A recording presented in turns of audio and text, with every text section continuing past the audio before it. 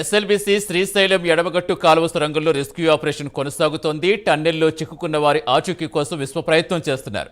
కేంద్ర రాష్ట్ర ప్రభుత్వాలకు సంబంధించిన రెస్క్యూ బృందాలు తీవ్రంగా శ్రమిస్తున్నాయి. రంగంలోకి దిగిన Cadbury dogs 3 spots గుర్తించాయి.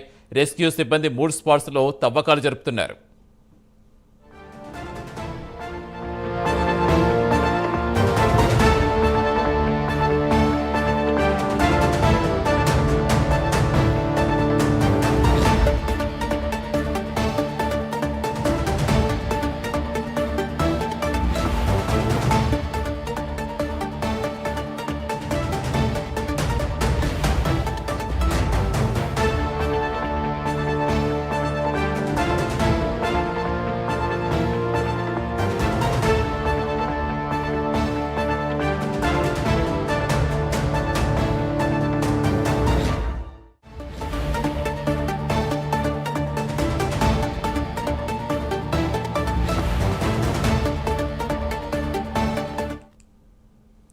SLBC Srisailam ఎడమగట్టు కాలువ సొరంగంలో రెస్క్యూ ఆపరేషన్ కొనసాగుతోంది. టన్నెల్లో చిక్కుకున్న వారి ఆచూకీ కోసం విశ్వ ప్రయత్నం చేస్తున్నారు. కేంద్ర రాష్ట్ర ప్రభుత్వాలకు సంబంధించిన రెస్క్యూ బృందాలు తీవ్రంగా శ్రమిస్తున్నాయి. రంగంలోకి దిగిన క్యాడ్బరీ డాగ్స్ 3 స్పాట్స్ గుర్తించాయి. రెస్క్యూ సిబ్బంది 3 స్పాట్స్లో తవ్వకాలు జరుపుతున్నారు. తాజా సమాచారం ఇచ్చేందుకు మా కరెస్పాండెంట్ హరిశంకర్ జరుగుతున్నారు. హరిశంకర్, ఈ రెస్క్యూ ఆపరేషన్ సంబంధించి అసలు చెయ్యని ప్రయత్నం లేదు, ఉపయోగించే టెక్నాలజీ లేదు. కనీసం ఈసారి ఈ తవ్వకాలతో అయినా ఉన్న సక్సెస్ అవుతారనుకోవచ్చా? ఎంత టైం పట్టే ఉంది తవ్వకాలకి?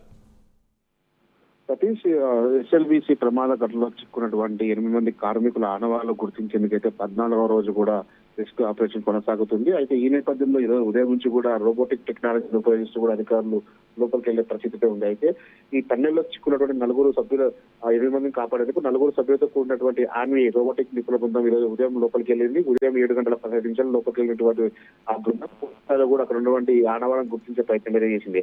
అదేవిధంగా కేరళ నుంచి వచ్చినటువంటి డాగ్ స్క్వాడ్ కూడా అక్కడ ఉన్నటువంటి ఆనవాళ్ళను గుర్తించే ప్రయత్నంలో కూడా ముందుకు వెళ్ళింది. అయితే అక్కడ 3 స్పాట్లను గుర్తించారో, ఏదైతే 3 స్పాట్లలో తవ్వకాలు అయితే కొనసాగుతూనే ఉన్నాయి. అయితే కన్వేర్ బెల్ట్ కూడా అందుబాటులోకి రావడంతో కూడా అందరూ కూడా ఊపిరి పీల్చుకునే పరిస్థితి. ఎందుకంటే గంటకు 8 గంటల మట్టిని బయటకు తీసేటువంటి ప్రక్రియ కొనసాగుతున్న నేపథ్యంలోనే శోధఘటన కూడా ఎవరైతే లోపల చిక్కున్నటువంటి వారి గాలింపు చర్యల్లో భాగంగా వాళ్ళు తీసుకున్నటువంటి నిర్ణయాలు ఈ రోజు సఫలీకృతమవుతుందని చెప్పవచ్చు. ఎందుకంటే ఈ యొక్క టెక్నాలజీని ఉపయోగించడం ద్వారా అదేవిధంగా కన్వేర్ బెల్ట్ అందుబాటులోకి రావడము, మరోవైపు టీవీ కటింగ్ మిషన్ కూడా పూర్తి స్థాయిలో కూడా అవుతున్న నేపథ్యంలోనే లోపల ఉన్నటువంటి ఏదైతే చిక్కున్నారో వాళ్ళకి సంబంధించిన ఆనవాళ్ళు కావచ్చు, వాళ్ళకి సంబంధించిన అవశేషాలను గుర్తించే ప్రయత్నం అయితే కొనసాగుతుంది. మరో 2 రోజుల్లో ఈ యొక్క రిస్క్ ఆపరేషన్ పూర్తయ్యే అవకాశం కూడా వైపు అధికారులు చెప్తున్న పరిస్థితి. ప్రధానంగా ఈ యొక్క రిస్క్ ఆపరేషన్ లో ఎన్డీఆర్ఎఫ్, సింగరేణి, అదేవిధంగా ఎస్డీఆర్ఎఫ్ బృందాలు కీలకంగా పనిచేస్తున్న పరిస్థితి ఉంది. ఎందుకంటే దాదాపు రోజుకు 3 షిఫ్ట్ల వైద్యులు ఈ యొక్క కార్మికులంతా లోపలికి వెళ్లి అక్కడ ఉన్నటువంటి పరిస్థితిని సమీక్షిస్తూ ఎక్కడికక్కడ తవ్వకాలు జరిపే ప్రయత్నం అయితే చేస్తున్నారు. అయితే ఈ రోజుతో ఒక కొలికి వచ్చే అవకాశం కూడా కనిపిస్తుంది. ఈ రోజు రాత్రి అదేవిధంగా రేపు, ఎల్లుండి 2 రోజుల్లో కూడా ఈ యొక్క ఆపరేషన్ పూర్తి చేసి